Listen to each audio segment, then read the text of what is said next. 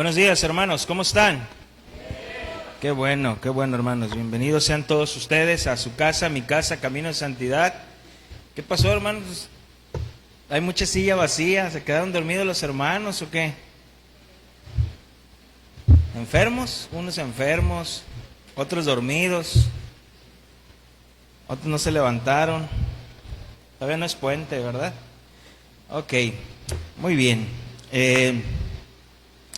El viernes tuvimos nuestra cena de matrimonios, fue de mucha bendición.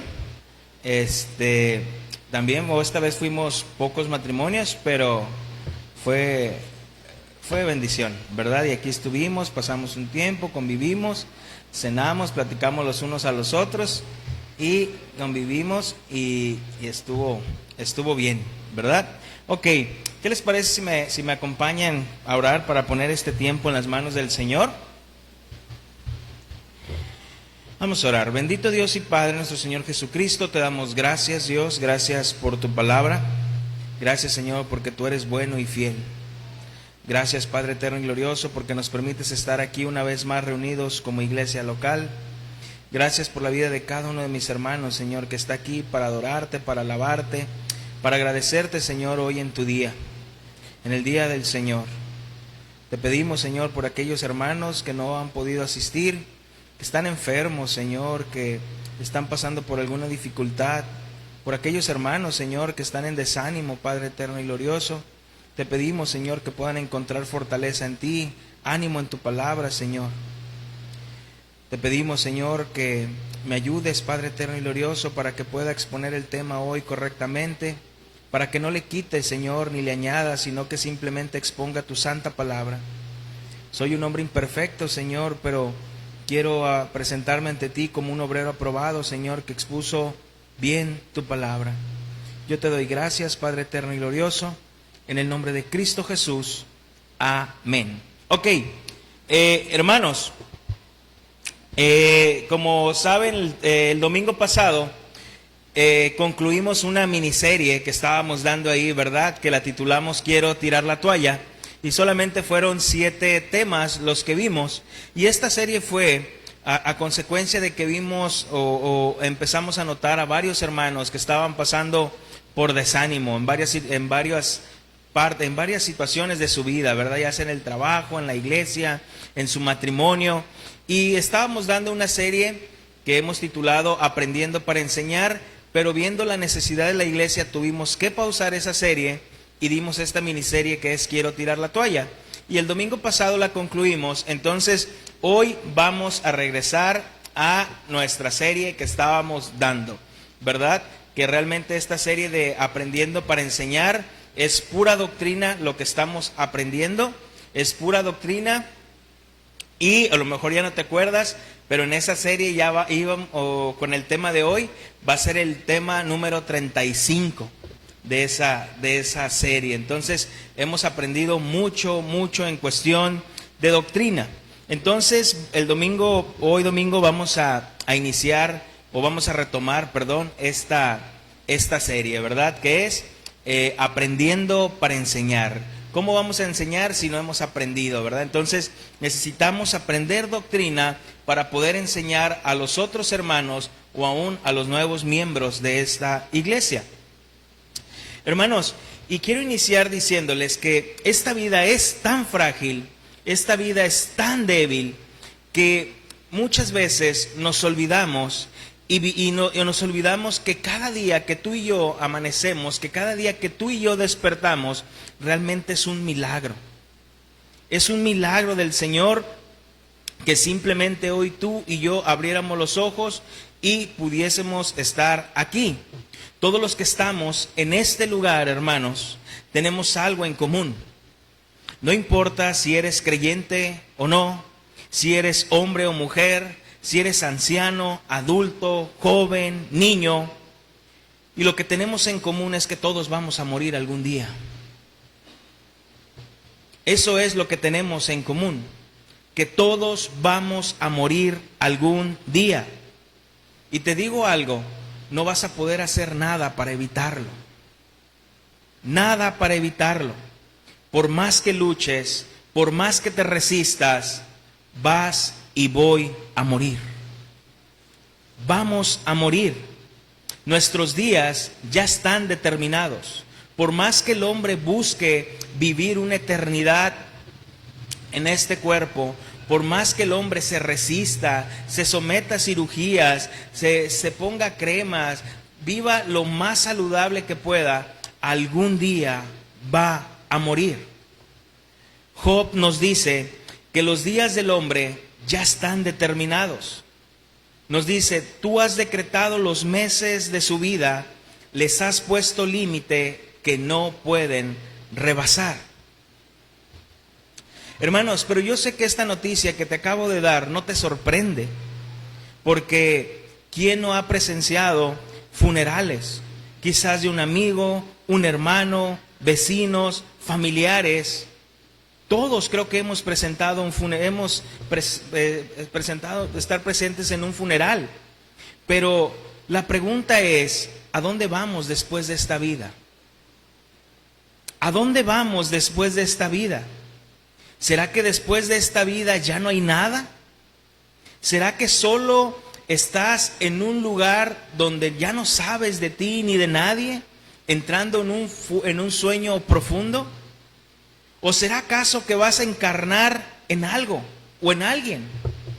¿Habrá un cielo? ¿Habrá un infierno? ¿O solamente eso es un invento del hombre para meter miedo a otros hombres? Para comenzar el estudio de hoy, hermanos, me gustaría que me acompañaran a 1 de Corintios, capítulo 15, versículo 43. 1 de Corintios, capítulo 15, versículo 43.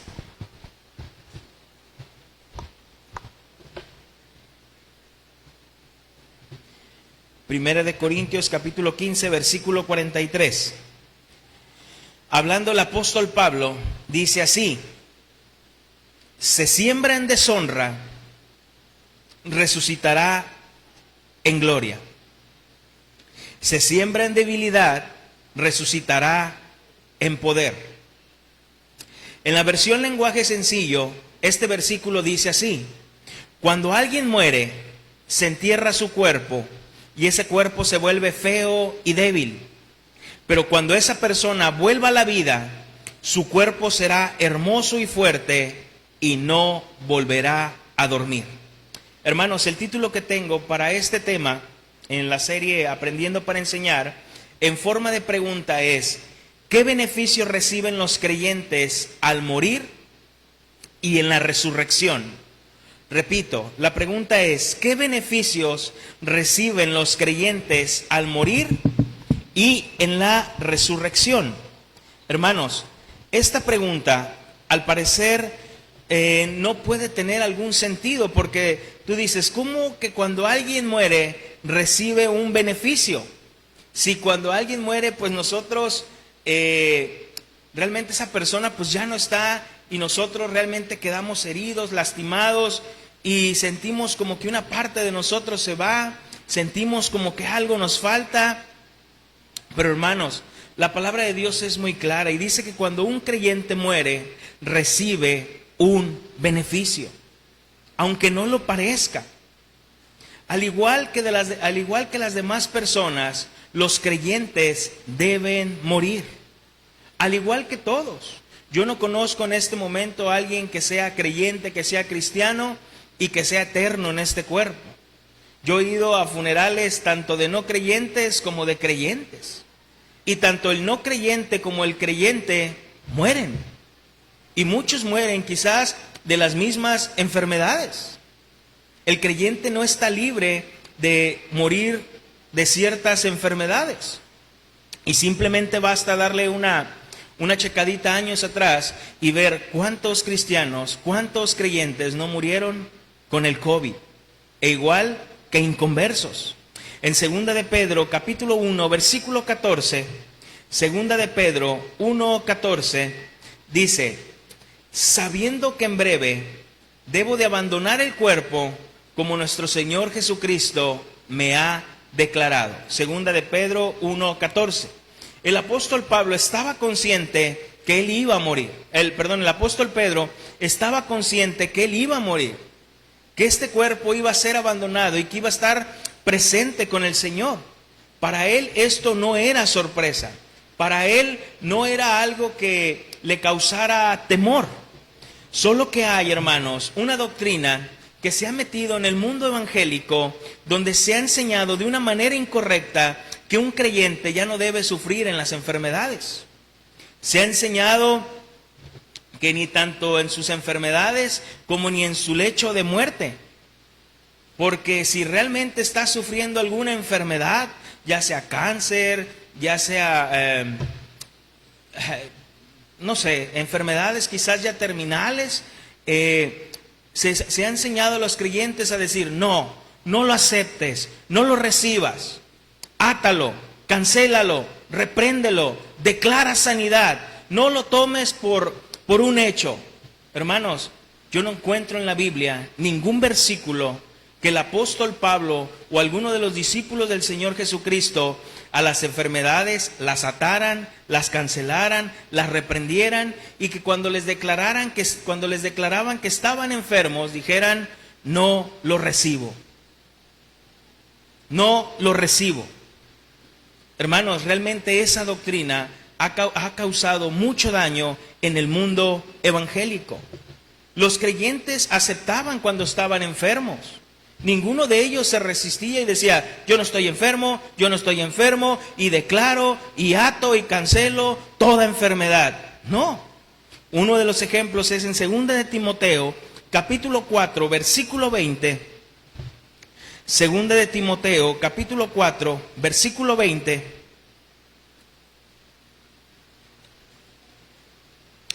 El apóstol Pablo está hablando al joven Timoteo, 2 de Timoteo 4:20, y le dice, Erasto se quedó en Corinto, y a Trófimo dejé en Mileto, ¿cómo dice? Enfermo. ¿Cómo dejó Pablo a Trófimo? Enfermo. Yo no veo a Pablo que dijera aquí, y yo dejé a Trófimo, y a Trófimo lo dejé por fe, sano. Enfermo. Lo dejé enfermo. Hermanos, creo que tiene más peso decir que estoy enfermo y que el Señor puede sanarme en mi enfermedad, si Él así le place, en su buena voluntad, que de estar enfermo y negar que estoy enfermo.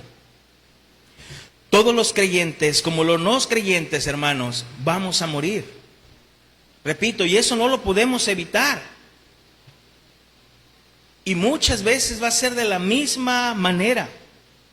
Pero la gran diferencia entre un creyente y un no creyente es que la muerte de un santo es estimada por Dios. Esa es la gran diferencia. Que la muerte de un santo y un no creyente es que la muerte del santo es estimada por Dios. En Salmo capítulo 116, versículo 15, Salmo 116, 15 dice, estimada es a los ojos de Jehová la muerte de sus santos. Estimada es a los ojos de Jehová la muerte de sus santos. Hermanos, entonces la muerte es una ventaja, la muerte es una ganancia para los santos. La muerte tiene un beneficio para los creyentes. Porque Pablo, el mismo apóstol Pablo dijo, para mí el vivir es Cristo y el morir es ganancia. El apóstol Pablo dijo, si permanezco con vida y si el Señor me permite estar con vida, es para cumplir su voluntad, es para seguir haciendo lo que Él me ha encomendado. Pero si muero, oh, qué ganancia. Qué ganancia, porque por fin estaré con el Señor por toda la eternidad. Hermanos, hay algunas personas ya creyentes que tienen temor a morir, que tienen temor al morir. Y déjame y te digo algo, muchas veces podemos caer en la crítica y decir, ¿de qué tienes miedo si te vas a ir con el Señor? Y no es que teman realmente decir, ¿y me iré con el Señor o no me iré con el Señor? Porque nuestra confianza debe estar en el Señor. Nuestra seguridad está en Cristo.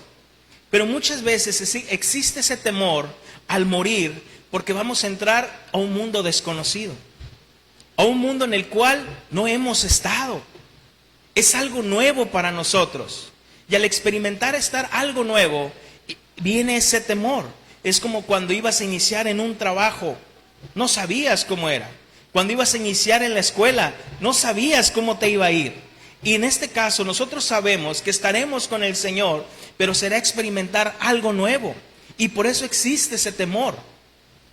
Pero también, hermanos, hay personas que tienen ese temor de morir porque dicen, si muero, ¿qué será de mi familia? Si yo no estoy, mi familia no será igual.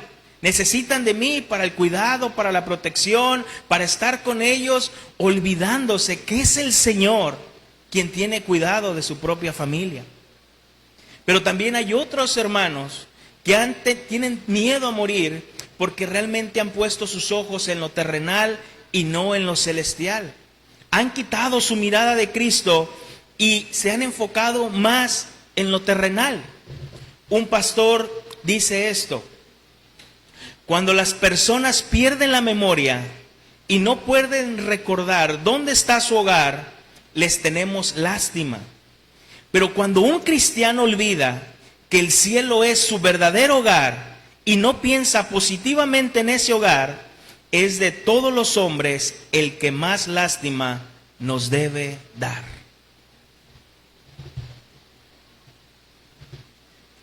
Qué triste, hermanos, que cuando quitamos los ojos del cielo para mirar lo terrenal, solamente lo carnal, nos alejamos de las cosas espirituales.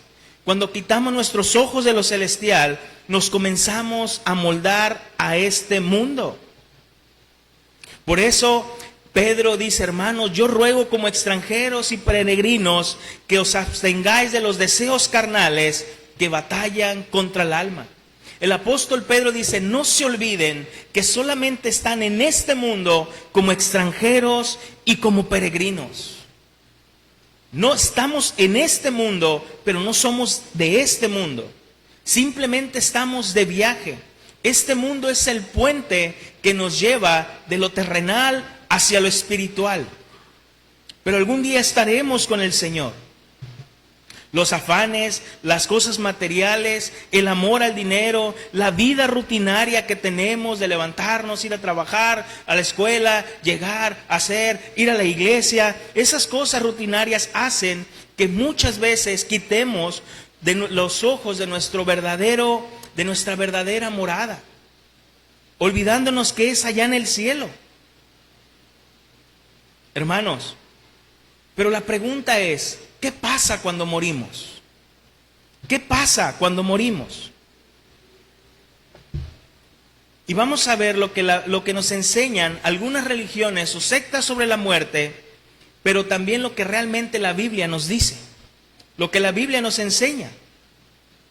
Hay algunas personas que te dicen, es que yo no soy de ninguna religión, yo no creo en las religiones son inventos de hombres, yo creo que después de esta vida no hay nada. Solamente dejamos de existir. Por eso vive en esta vida como tú quieras. Haz lo que tú quieras. Sé quien tú quieras ser. Vida solo hay una. Después de aquí ya no hay nada. Y la Biblia nos tiene la respuesta para ese tipo de comentarios, para ese tipo de creencias. La Biblia dice que después de esta vida existe otra vida. Hay algo más allá. En Mateo capítulo 10, versículo 28, en Mateo capítulo 10, versículo 28, nuestro Señor Jesucristo dijo, y no temáis a los que matan el cuerpo, mas el alma no pueden matar. Temed más bien a aquel que puede destruir el alma y el cuerpo en el infierno. La Biblia nos enseña claramente, hermanos, que el alma no muere con el cuerpo. La Biblia nos enseña claramente que el alma es eterna y que el alma no muere. Entonces, por más que tú digas, por más que tú niegues que después de esta vida no hay otra vida, déjame y te digo que sí la hay.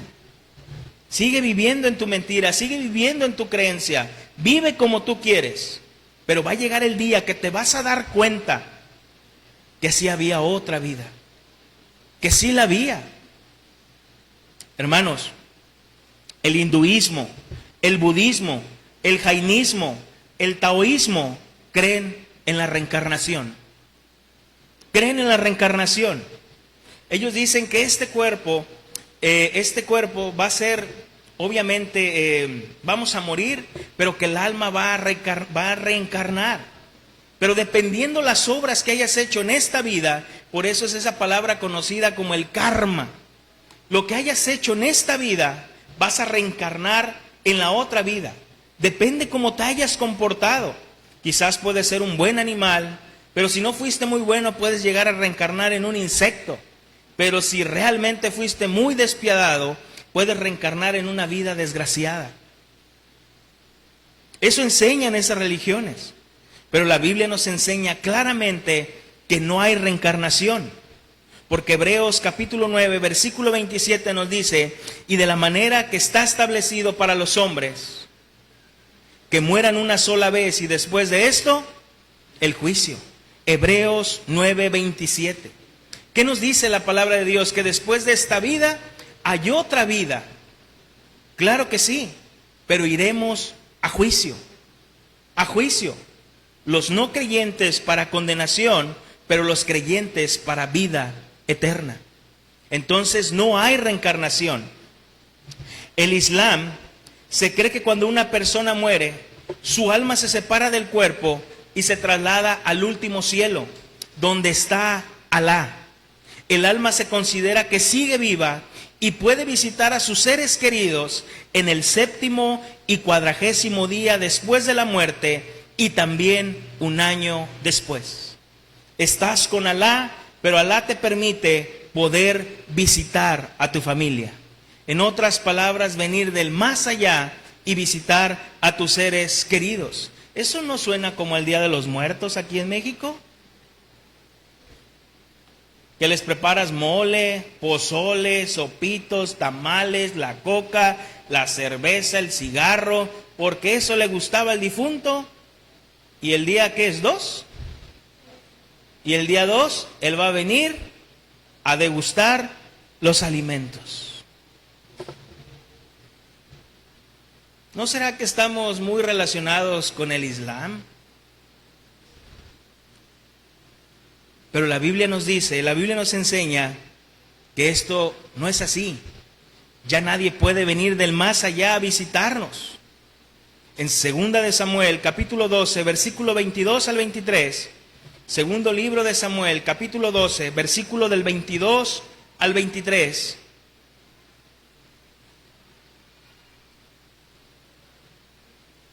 Cuando Dios trae juicio sobre David y le dice que el hijo que le nació va a morir, y David ayuna, ora, porque quizás el Señor tendrá misericordia de él y hará que su hijo no muera.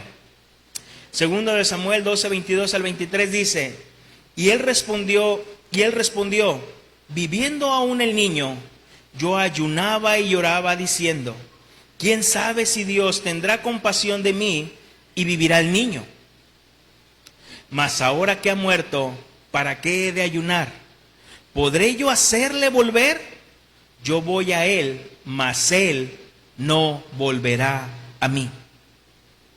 Los muertos no pueden regresar del más allá, hermanos.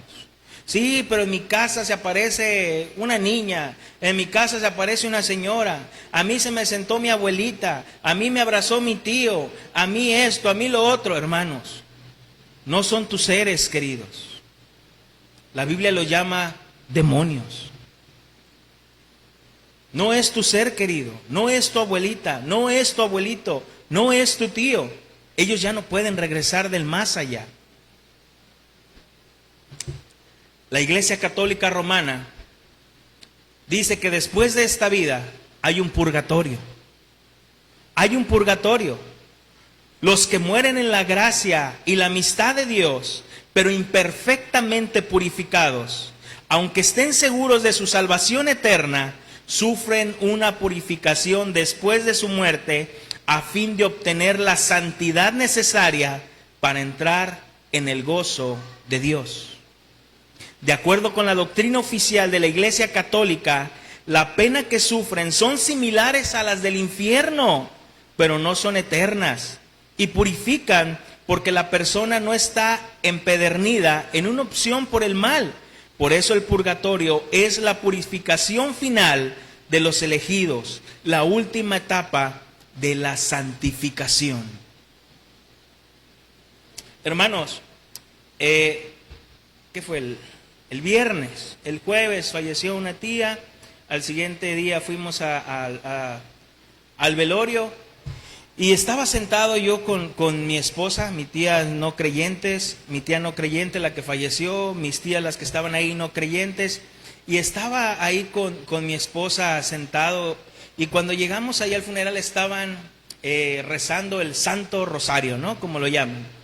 Hermanos, y de verdad yo estaba sorprendido porque nunca había puesto atención, y me gustaría, yo creo, a lo mejor algún día hacer un estudio de eso, lo que dice el rosario y lo que enseña la palabra de Dios, porque, hermanos, de verdad es una tremenda herejía todo lo que dicen en el rosario, ¿eh? Y yo me ponía con mi esposa y le decía, ¿estás escuchando eso? ¿Y estás escuchando esto? ¿Oíste esto? ¿Oíste esto otro? Hermanos, de verdad, es una tremenda herejía.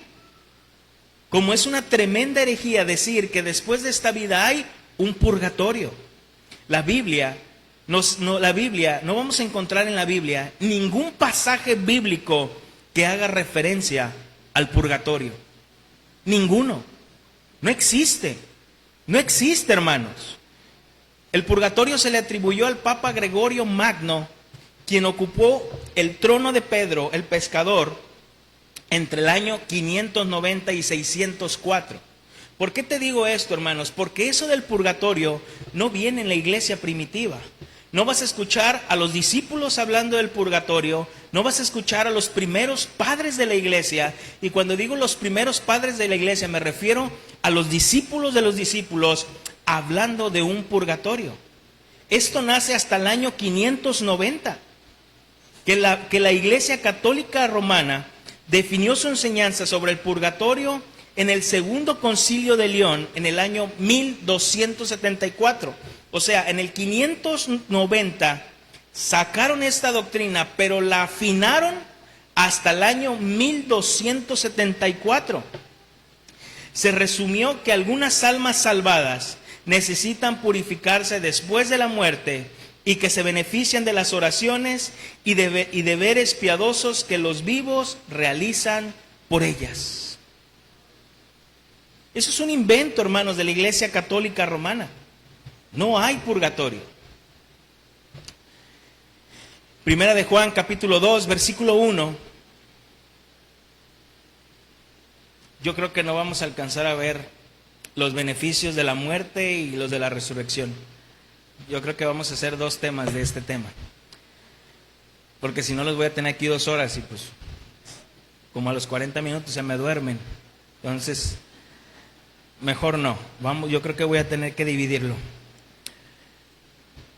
Primera de Juan, capítulo 2, versículo del 1 al 2. Juan 1, del 1 al 2. Amén. Hijitos míos, les escribo esto para que no pequen. Te lo estoy leyendo en la palabra de Dios para todos. Pero si alguno peca, tenemos un defensor ante Dios, Jesucristo, el justo. Él sacrificó su vida para quitar nuestros pecados, y no solo los nuestros, sino los de todo el mundo. Hermanos, presta atención, presta mucha atención.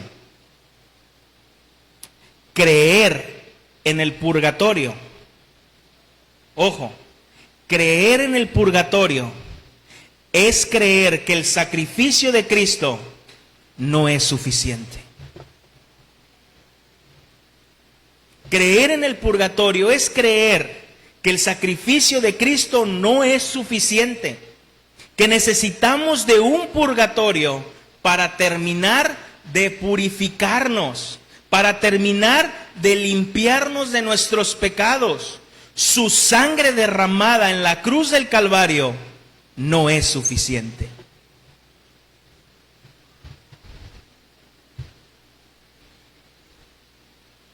Hermano, yo voy a abrazar a otro hermano de otra denominación si tiene las mismas doctrinas primordiales que yo. Pero yo no puedo llamar hermano a un católico, a un mormón, a un testigo de Jehová, porque no abrazan las mismas doctrinas primarias que yo.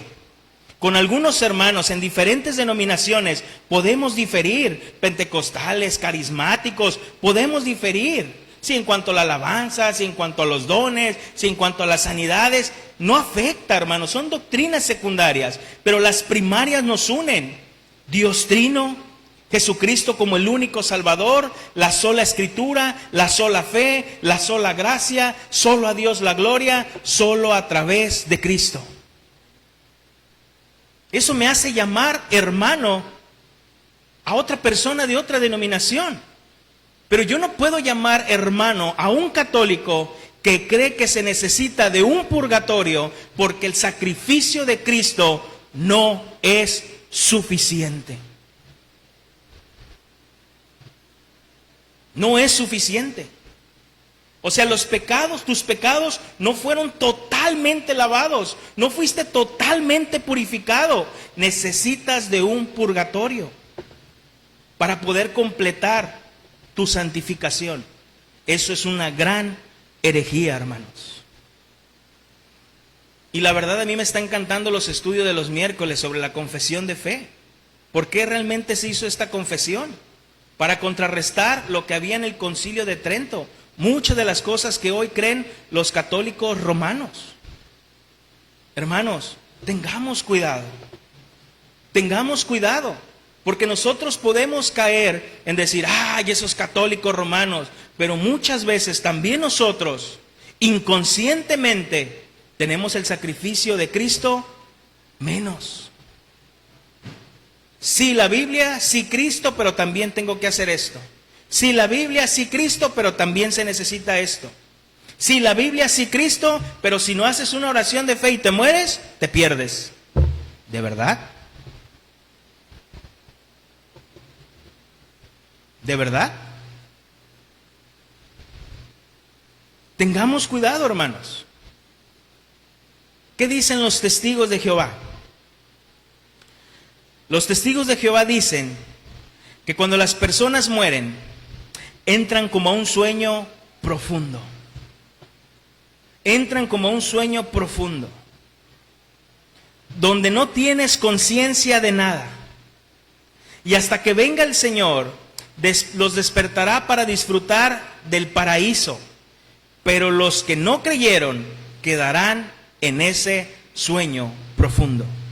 Los testigos de Jehová no creen en el infierno. Ellos dicen que el infierno no existe, que eso no viene en la palabra de Dios. Hermanos, entonces, ellos dicen que cuando tú y yo morimos, entramos en un sueño profundo y que ya estamos ahí dormidos esperando que que el Señor venga por segunda vez, y los que creyeron serán resucitados, pero los que no creyeron, su castigo será quedar en ese sueño profundo, no despertar más. Hermanos, y esta postura es muy peligrosa, porque incluso los cristianos evangélicos creen muchos esta doctrina. Creen mucho esta doctrina, que cuando morimos entramos en un sueño profundo, sin tener conciencia de nada, hasta que el Señor venga en su segunda venida, nos despertará de este sueño profundo, a unos para condenación y a otros para vida eterna. Esa es la diferencia, dicen, de los testigos de Jehová. Pero en lo que sí coincidimos es que entramos en un sueño profundo, donde no sabemos de nosotros. No, hermanos. Eso no nos enseña la Biblia. Y quizás tú lo crees de esa manera, pero la Biblia no nos enseña eso.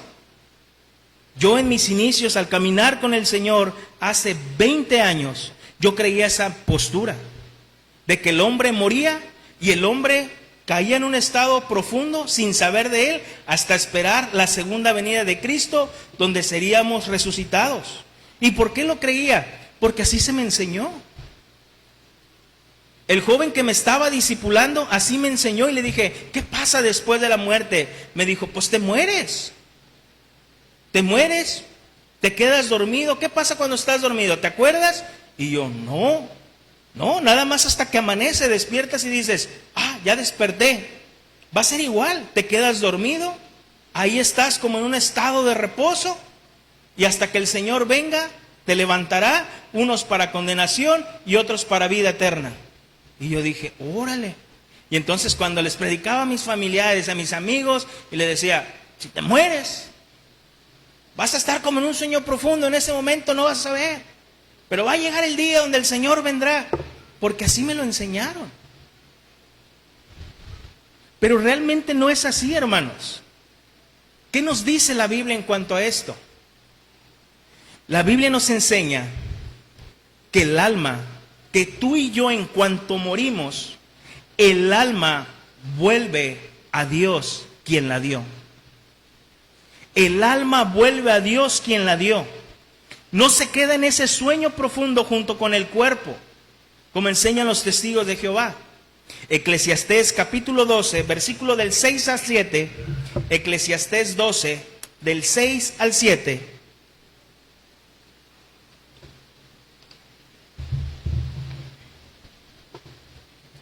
Dice, palabra de Dios para todos.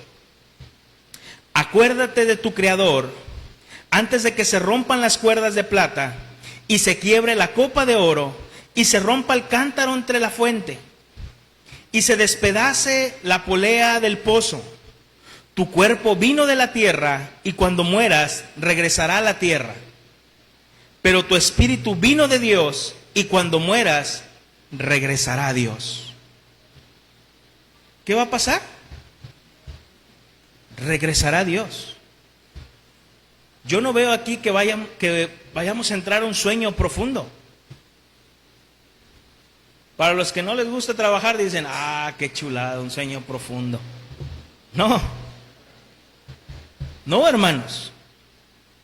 Cuando morimos, entra el alma inmediatamente en un estado de separación.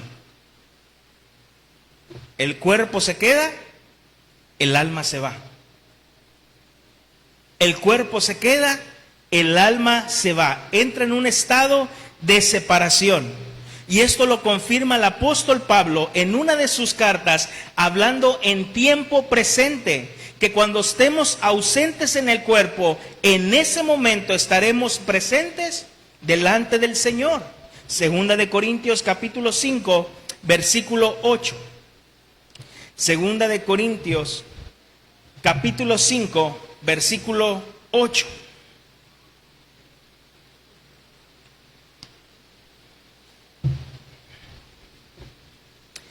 Segunda de Corintios 5, 8, hablando el apóstol Pablo, dice, pero confiamos, y más quisiéramos estar ausentes en el cuerpo y presentes al Señor. El apóstol Pablo le enseña, ausentes en el cuerpo, pero presentes al Señor. Y iba a decir que el siguiente domingo, pero no vamos a alcanzarlo, vamos a dividir en dos este tema. Porque el siguiente domingo, primero Dios, vamos a ver qué beneficios tienen los creyentes en la resurrección. Entonces, dentro de 2 domingos, vamos a ver un pasaje que es muy claro. ¿Qué pasa cuando el hombre muere? El rico y Lázaro. Hermanos, entonces, ¿qué beneficios reciben los creyentes al morir? Que esa es la pregunta de nuestro tema. ¿Qué beneficios reciben los creyentes al morir? La respuesta es, al morir los creyentes, sus almas son hechas perfectas en santidad y pasan inmediatamente a la gloria. Y sus cuerpos, estando todavía unidos al de Cristo, reposan en sus sepulcros hasta la resurrección.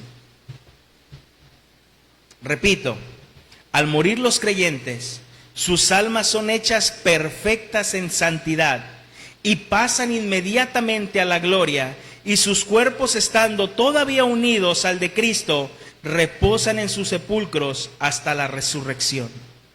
Hermanos, la muerte libera a los santos de todos los dolores. Pone fin a todas sus pruebas y sufrimientos, ya que no están más en este cuerpo corruptible que sufre, en este cuerpo que se enferma, que día con día se va debilitando, se va desgastando, se va marchitando. Estaremos libres de dolor estaremos libres del dolor y en la presencia de nuestro Dios. Hermanos, teníamos 15, 20 años y nos sentíamos como si nada. Nada nos dolía, nos desvelábamos, íbamos, trabajábamos, hacíamos esto. Llegas a los 30 y comienzas a sentir dolores que dices, ah, caray, me di el levantón de la cama y como que me medio mareé. ¿Qué pasó? Ah, caray, me está doliendo esto, me está doliendo otra cosa. Comienzas a tener esos pequeños achaques. Llegas a los 40 y como que dices, ah, caray. Llegas a los 50 y dices, órale. Llegas a los 60 y dices, ah. Llegas a los 70 y dices, Señor, aquí estamos. Llegas a los 80 y dices, ven, Señor Jesús.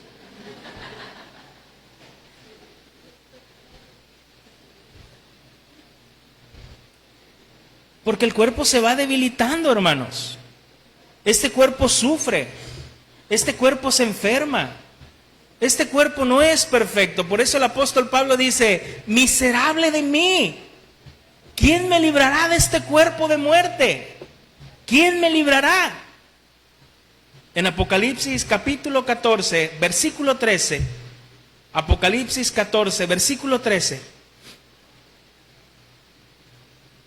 En la versión lenguaje sencillo. Apocalipsis 14, 13 dice, entonces oí una voz del cielo que me decía, escribe esto. Dios bendecirá a los que de ahora en adelante mueren unidos al Señor Jesucristo. Y el Espíritu de Dios dice, así es, porque ellos descansarán de todos sus sufrimientos y dificultades, pues Dios los premiará por todo el bien que han hecho. El beneficio que recibe un creyente al morir es que Dios lo libra de todo sufrimiento, todas dificultades, de todos dolores. Hermanos, libre de sufrimientos. ¿Por qué? Porque hemos llegado a casa. Después de ese largo viaje de sufrimiento, de pruebas, de tribulaciones que tenemos en esta vida.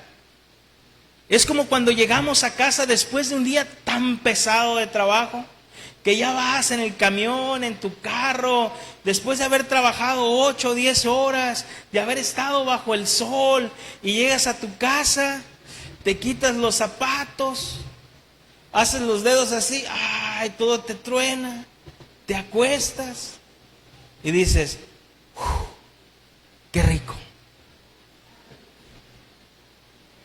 qué rico. Hermanos, cuando estemos con el Señor diremos, por fin en casa, por fin en casa. Tengo un amigo que su esposa murió ya hace algunos años y me tocó ir a visitar a su esposa cuando estaba agonizando en el hospital, creyentes ellos, y ya lo veo a él, y yo estuve trabajando con él en Casa Hogar, cuando estaba sirviendo en Casa Hogar, y hablé con él y fui a ver a su esposa y me dijo, vamos para que la veas, porque me dijeron los doctores que de hoy no pasa, ¿verdad? Entonces algunas personas que iban y lo veían ahí a él decían, este hombre de poca fe debe declarar, debe decir, ¿cómo que su esposa de ahora no pasa, para mí que ya se quiere librar de ella. Hermanos, empezaron a decir tantas cosas. Pero realmente este hombre es un hombre de fe. Y estando su esposa en sufrimiento, y yo la veía cómo agonizaba, cómo sufría, cómo gritaba en cuanto a su dolor, ya no consciente, nada más con morfina. Estando ahí, él le habló y le dijo, mi amor, aquí está Uziel, viene a verte. Y yo estaba ahí con ella, ahí, y me decía, háblale. Y yo le decía, hola, Imelda, aquí estoy, estamos orando por ti, que el Señor haga su perfecta voluntad en ti. Y cuando cuando él ya nos íbamos, él se le acercó, le dio un beso en la frente y le dijo, mi amor, tranquila, pronto estarás en casa. Pronto estarás en casa con nuestro Padre. Él ahí te espera.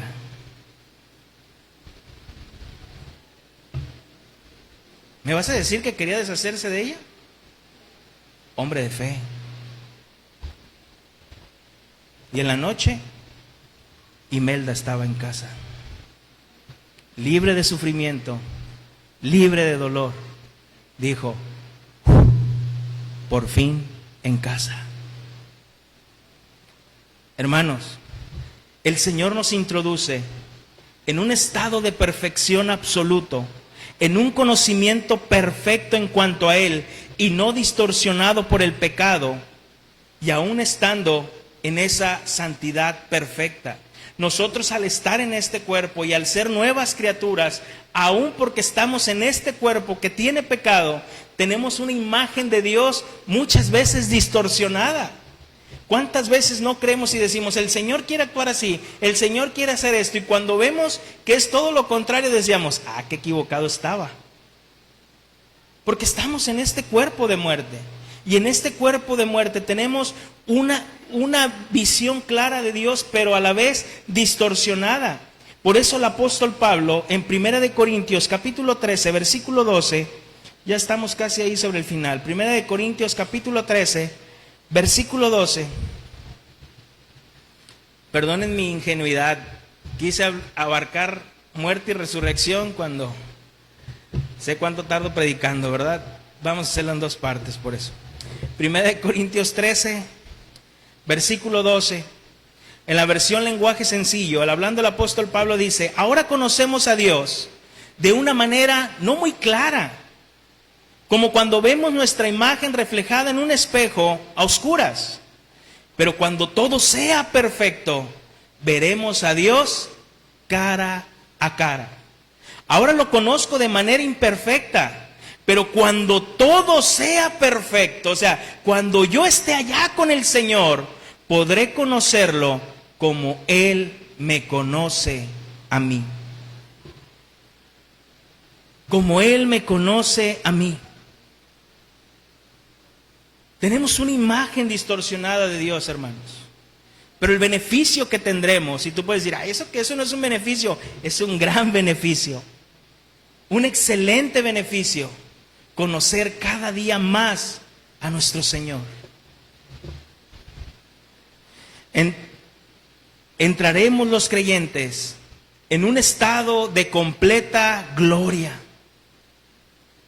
Escucha bien, hermano, entraremos los creyentes en un estado de completa gloria, en ese lugar glorioso.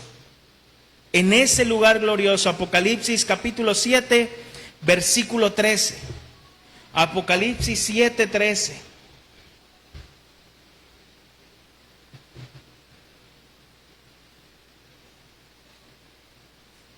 Apocalipsis 7, 13 al 17. Dice, entonces, uno de los ancianos habló diciéndome, estos que están vestidos de ropas blancas, ¿quiénes son y de dónde han venido? Yo les dije, Señor, tú lo sabes. Y él me dijo, estos son los que han salido de la gran tribulación y han lavado sus ropas y las han emblanquecido en la sangre del Cordero. Por esto están delante del trono de Dios y le sirven día y noche en su templo. Y el que está sentado sobre el trono extenderá su tabernáculo sobre ellos. Ya no tendrán hambre ni sed, y el sol no caerá más sobre ellos, ni calor alguno. porque el Cordero que está en medio del trono los pastoreará y los guiará a fuentes de agua de vida, y Dios enjugará toda lágrima de ellos. Qué estado tan glorioso. ¿Sabes por qué no lo imaginas? Porque nunca has estado ahí. Pero vas a estar. Esa es tu casa. Esa es tu casa. El mismo Apocalipsis nos dice: la ciudad no tiene necesidad de sol ni de luna que brillen en ella, porque la gloria de Dios la ilumina y el Cordero es lumbrera. Hermano, qué beneficio tan glorioso reciben los creyentes al morir en Cristo Jesús. Una gloria eterna. Ni aun la muerte puede separarnos del amor de Dios. Por eso dice Pablo: por lo cual estoy seguro que ni la muerte, ni la vida, ni ángeles, ni principados, ni potestades, ni lo presente, ni lo porvenir, ni lo alto, ni lo profundo, ni ninguna otra cosa creada podrá separarnos del amor de Dios que es en Cristo Jesús, Señor nuestro. Hermanos, con esto termino. La muerte es solo la carroza que nos lleva a disfrutar de los beneficios gloriosos de nuestro Dios. Así que cuando tú ves a alguien que lo lleva la carroza a enterrar al panteón, la muerte solamente nos lleva a disfrutar de los beneficios gloriosos de nuestro Señor.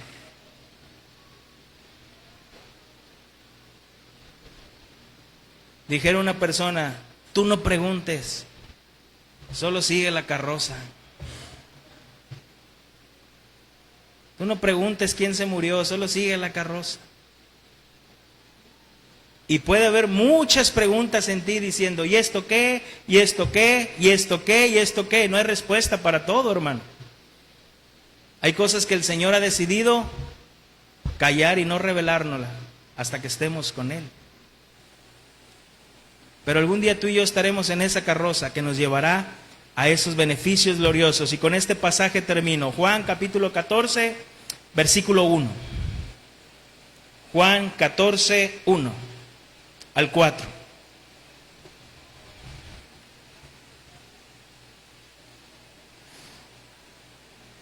Nuestro Señor Jesucristo, sabiendo que somos hombres y que estamos turbados en este mundo, preocupados muchas veces en este mundo, el Señor Jesucristo dice así, Juan 14, 1 al 4: no se turbe vuestro corazón. ¿Creéis en Dios? Creed también en mí. En la casa de mi Padre muchas moradas hay. Si así no fuera, yo os los hubiera dicho. Voy pues a preparar lugar para vosotros. Si me fuere y os preparare el lugar, vendré otra vez y os tomaré a mí mismo, para que donde yo estoy, vosotros también estéis. Y sabéis a dónde voy, y sabéis el camino. Las moradas están preparadas, hermanos. Pero necesitamos de la carroza, que es la muerte. No se turbe vuestro corazón, hermanos. Creed en Dios, creed también en nuestro Señor y Salvador, Cristo Jesús. Y concluimos con que la muerte trae beneficio al creyente. Vamos a orar. Bendito Dios y Padre nuestro Señor Jesucristo, te damos gracias, Dios, por tu palabra. Porque tu palabra, Señor, es viva y es eficaz. Gracias, Señor, porque con este tema no es infundir miedo. Este tema es glorioso, Señor. Este tema, Señor, es para que quitemos nuestros ojos de lo terrenal.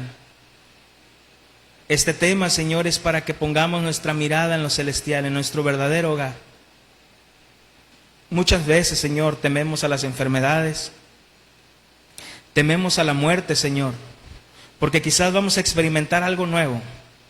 Porque quizás, Señor, creemos que nosotros somos suficientes para nuestras familias, pero solamente tú eres suficiente. Por eso tu palabra dice, aunque tu padre y tu madre te dejaren, yo no te abandonaré. Porque nosotros no somos eternos y en cualquier momento podemos dejar a nuestras familias, pero tú seguirás con ellas, porque tu palabra es fiel. Perdónanos, Señor, si hemos quitado nuestra mirada de nuestra morada celestial y vivimos como si fuéramos a vivir eternamente en esta tierra. Perdónanos, Dios. Queremos retomar nuestra mirada y poner esa mirada en el autor y consumador de la fe, que es Cristo Jesús. Creer en su promesa, creer en su palabra, que ha ido a preparar moradas para nosotros, que para donde Él esté, nosotros estaremos con Él. Yo te doy gracias, Señor, por esta iglesia local. Gracias por la vida de mis hermanos. Gracias, Padre eterno y glorioso, en el nombre de Cristo Jesús. Amén. Hermanos, regálenme unos minutitos más, por favor. No se me muevan. Vienen unas hermanas. Recuerdan que hace unos meses vinieron unas hermanas que trabajan en un